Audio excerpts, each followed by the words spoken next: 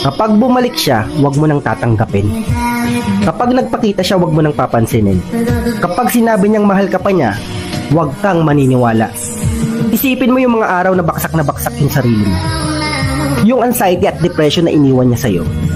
Isipin mo yung mga araw na nagsasaya siya sa iba, habang ikaw ay nagdurusa sa ginawa niya. Isipin mo yung mga gabing umiiyak at halos hindi ka makatulog. Saka iisip kung saan ka ba nagkulang sa inyong dalawa. Isipin mo kung gaano ka naging katatag sa mga malulungkot na araw na lumipas. Isipin mo kinaya mong lahat yan nang wala siya.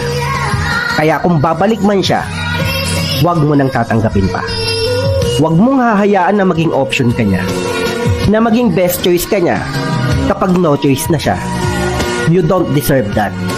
Huwag kang magiging marupok. Huwag mong hahayaan yung sarili mo na bumalik ka pa sa sitwasyon na minsan mo na pinagdaanan.